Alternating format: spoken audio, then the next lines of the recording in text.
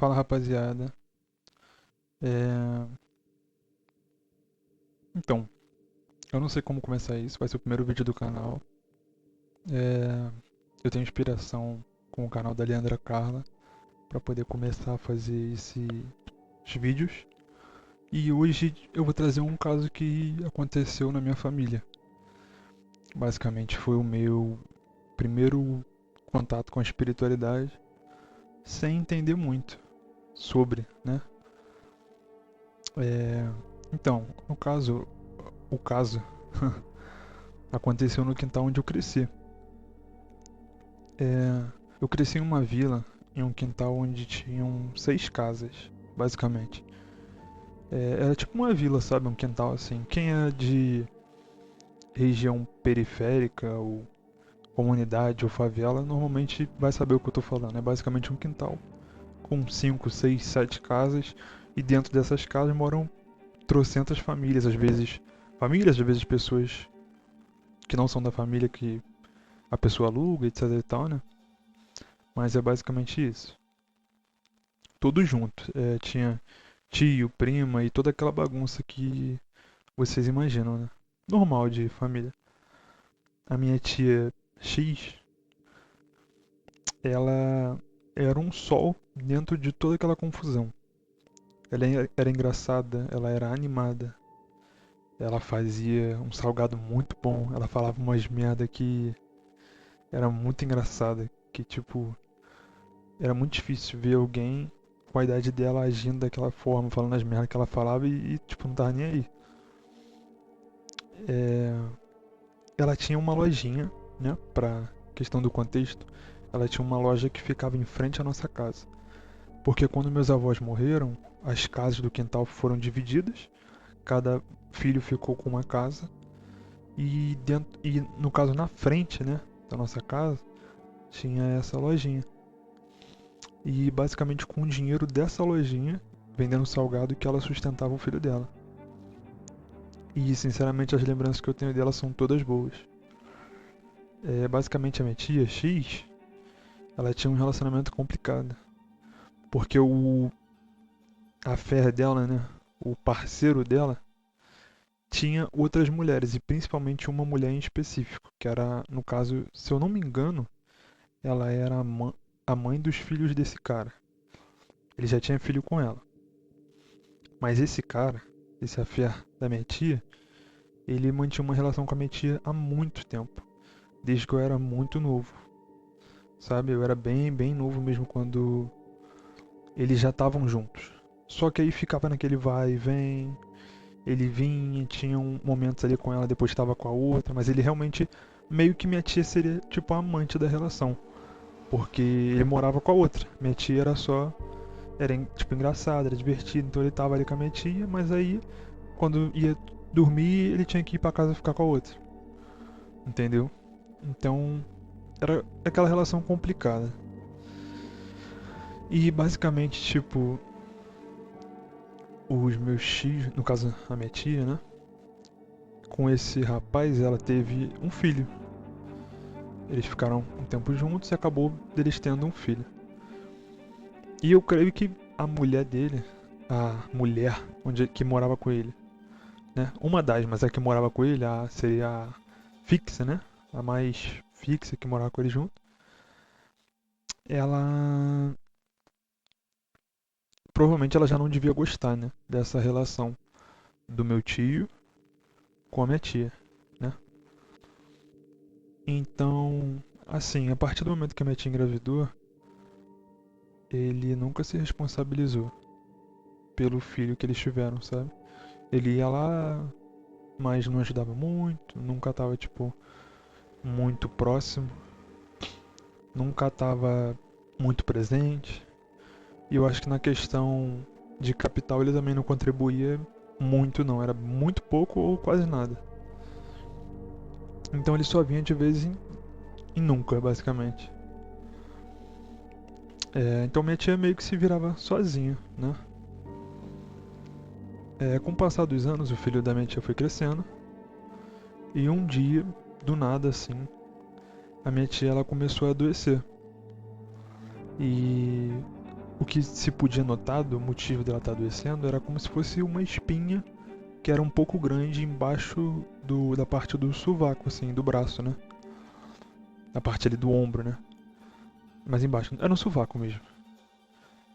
E ela, por ser uma pessoa tranquila e não querer incomodar os outros, ela odiava incomodar as pessoas. Ela odiava ter que pedir favores também, então ela deixou quieto também. Acho que ela não era muito chegada em médico. E parece que isso passou pra muita gente, porque eu também não sou. Ela foi deixando levar, né? Mas aquilo ali já vinha incomodando ela há bastante tempo, creio eu, né? E basicamente depois se descobriu que aquilo era um tumor, um câncer, né? E que por ela não ter cuidado, veio a se tornar um estágio avançado. E aí foi quando, tipo, já não tinha mais opção, ela tinha que tratar. E as pessoas da minha família começaram a ajudar, a levar ela no hospital, né? Porque ela não podia ir sozinha. E nem todo lugar tem um hospital do câncer, assim, que é realmente focado em tratar câncer. Eu, por morar numa capital, né, uma grande capital, assim, numa grande cidade, a gente tinha essa disponibilidade. Mas nem todo mundo tem. Nem todas as cidades têm, né? Mas por sorte a gente tinha. E a minha família se desdobrava pra ajudar, insistia pra ela ir também, mas ela resistia bastante sobre ir no médico. Então foi isso, minha família ajudou como pôde. Mas o pior, assim, aconteceu rápido, né? E nesse momento eu já não tava mais vendo ela, eu já não tava mais tendo contato visual com ela, até porque eu era criança e não sei porquê, mas passava pela minha cabeça que se eu fosse ver ela,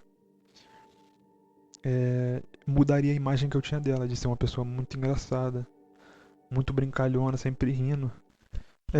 Teste. É, me perdi. Ah, tá. Então eu evitava ver ela doente, né? Ver a forma que ela tinha ficado pós-câncer, né? Então,